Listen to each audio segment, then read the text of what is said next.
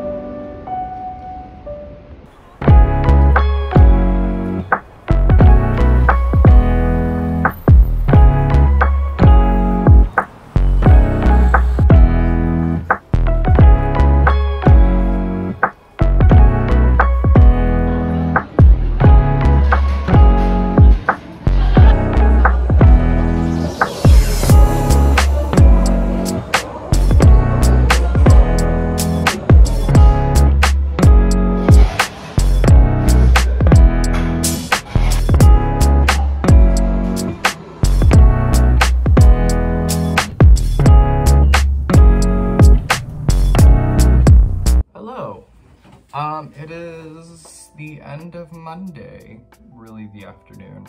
Weather has been weird. It was cloudy, it rained, then it was like sunny, and now it's cloudy again, and it's hot and it's humid, and I am not here for it. But I'm here to talk to you about some lit.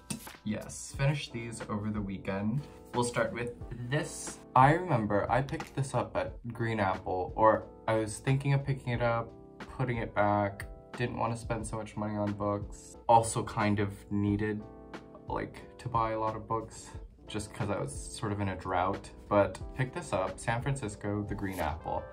Girl at the cashier was like, yes, great, pick it up. She was right. It's giving Too Much and Not the Mood, Durga Chubose, in the way that Durga is one of those people that I just love to sit down at a cafe and talk to them for hours on end about anything and everything. Here we travel through technology, relationships, literature, a lot of it. She talks a lot about books, and it's great to hear. It's always great to hear about writers talking about other writers. And yeah, it's just a short, sweet read about everything. They're described as essays, but to be honest, I think they're just like food for thoughts, like bite-sized food for thoughts. For example, the first quote-unquote essay starts about like keeping a notebook, obviously mentions Joan Didion, other writers keeping notebooks, and how a notebook is important, how it's not important to writing as well. What would you think about if you needed to cry on cue? Interesting question, explores that a bit. Mirrors, talks about mirrors. Motherhood, we look at motherhood, the female identity with images, how we imagine ourselves in the male gaze and outside of it for ourselves. Looking for affirmation and confirmation. It's literally about everything in these like short, snappy, whimsical observations. Elisa Gabbert, incredible observationalist. And you know what? It's very podcasty. If she had her own podcast, I'd listen to it. She's funny, thoughtful, and read it. It's a short, sweet read. I saw on Goodreads someone described it as, it's a good snacking read. Like, read this while you have like a bowl of grapes or pretzels or something, and that'll do you good. Yes, finish that. Then I finished this colossal novel over the weekend, last night really. The Chandelier by Clarice Lispector. We are trying to achieve the Lispector completionist badge. Yes, I think this is her third or fourth novel, which she wrote at 26. You kind of see how it is her first, like her early work, but also I think her most interesting in that I feel that Lispector always writes in the first person narrative. And through the first person narrative, her characters find God within themselves. It's like this internalized magnification of the inner self to the point of finding elevated holiness. But here we're in the third person surrounding two characters, two siblings, Virginia and her brother Daniel. And it is really mostly about Virginia, but we do get some insights to Daniel and his interiors. Yeah, siblingship, war between bodies, especially when bound by blood. What it means to love and hate someone at the same time. Also very interesting because I think I said the same exact thing about Vigdis Hjorth's Will and Testament. Interesting how these books are just continually speaking to each other, and I'm not doing this on purpose. They just do it naturally. I don't know, just such luck this year with books. Yeah, so we're in the third person surrounding two characters, and it's through this godlike view that we look at with so much distance. There's so much intimate proximity between these siblings to almost the point of incest, but not so much. It's just like, you know, the things that brothers and sisters do that might seem odd to other people, but it's just like something you do because you grew up in the same house together. Like when you say a brother and sister bathed with each other naked, well, of course you're bathing naked, but like they bathed together. In your head, you think, ew, that's gross, right? Immediately. But like when you know, take a few steps back, a few notches back, you realize that's kind of normal if you live in the same household as this person for however many years, right? Yeah, and she sort of teeter-totters on that tricky tightrope. Really, then it becomes, what does the female body mean? The origins of how the body is made. It does get a bit mystical, especially, I think I talked about this before, but the mud scene. There's a scene where she's playing with mud as a child, and she becomes God in that sense. Yeah, it's through the female body and through nature do we reach the quintessential Clarice Lispector metaphysical, existential crises that brings us to this holiness that her characters achieve. Fascinating approach. The ending, I mean, okay, so it is a bit long, and I think my toughest Lispector, only because there are rarely any paragraph breaks, so when you're in it, and you cannot escape. It's really a claustrophobic novel, more so than any of her books, which I think I'm glad that she found paragraph breaks later in her fiction, because through her sort of metaphysical explorations, we need the breathing space, and she realizes that she probably herself needs the breathing space for her characters. Really difficult read. I do not recommend this as a first Lispector book. I recommend Near to the Wild Heart, Breath of Life, and maybe Passion According to GH. Those are great to start with, not this. This, I think, like, if you're in your third or fourth Lispector book, this should be it. This is the one. I think a few things flew over my head, but that's what I like. I want to be challenged when I read. I like the difficulty. It's why I read. I read for different perspectives and for trying to understand those perspectives. So yes, very, very compelling. Definitely missed a few things and will probably return to this somewhere in the future. That's a great thing, I think, with Lispector books, is that there is always, always something new that you missed. And you know what this is? I think Lispector books are a great way to unlearn the way you perceive the world. Yeah, that's all I'm gonna say. Great. Ooh, this book parallels The Hour of the Star, which I read a few months back, through its ending. So the ending of this and The Hour of the Star are very, very much the same, which is interesting because The Hour of the Star was posthumous, while this was written very early in her life, 26. So to have an ending like that return to you is just really interesting. I'm not sure what to make of it, but I think the ending of The Hour of the Star was much lonelier. And here it is lonelier, but from sort of like secondhand smoking in a way, from a secondhand experience, like a side-eye view. I don't know if I'm explaining that correct. And also I'm not trying to spoil the book. Good stuff, good soup. Loved this. And now, my year of rest and relaxation. Look at that pink. It is truly hot girl summer. I am loving this. This is such a romp. Kind of irked though that I did not read this when it came out. It came out in 2018. Takes place during the Bush Gore era. So a little, I think before 9/11 sometime in that weird space. Yeah, it is just so, it is a romp. It's funny, it's dark, it's apathetic, still speaks to our contemporary society. It's good, it's fun.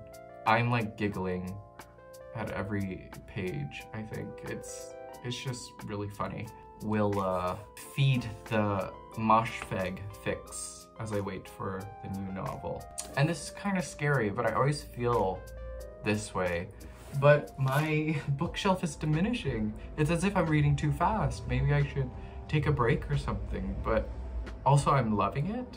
I mean, I feel like I shouldn't stop, but I'm running out of books already on my bookshelf. And I try not to buy so many books because I move frequently. So I try to travel light as much as I can. I try to make everything light, you know? And as I say that, I recently copped this. Not light at all. I'm sorry, I saw this. I knew the first time I saw this, I wanted it, but it was sold out at the time. But if anyone's seen Monsters, Inc., this is like the Scream canisters that power the Monster World's electricity lights, things like that. But y'all, you ready for this? So it's a water bottle, right? And this is a straw, as you can see. Very cute, but look.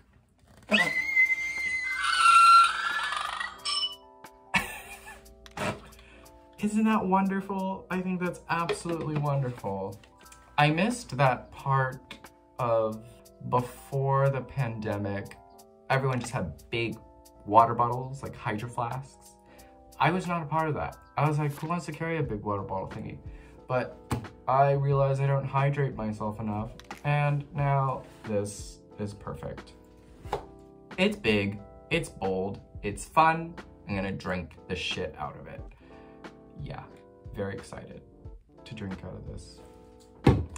That's as far as updates go. Hope you're doing well. I just realized a thought occurred as I was talking about this. Elisa Gabbert's The Word Pretty. In here she mentions, should books date themselves? For example, should books have references to daily life? Is there this need to be timeless, to be quote unquote a classic? Which is interesting because when we think of Proust, right? We think, oh, a classic. But it actually dates itself. There are actually references to bars, cafes and such that don't exist anymore. A ballet, I think. in an essence, that book was speaking, of course, to its time. And I think, you know, it's unavoidable, you know, to write speaking to your own time, but also speaking to future and past generations. Naturally it does, because it's a part of history, right? And yeah, she talks about that, and I thought that was really interesting. Just this idea of, do books need to include contemporary references? Do books need to be relevant, in it with the kids, you know? And I don't really have an issue with it. I don't know, I feel like the only reference that occurs to me right now is Heartstopper, and it like mentions something about like taking a Harry Potter quiz and like what house do you belong to? And in my, like, when I read it, I was like, that's kind of cringe.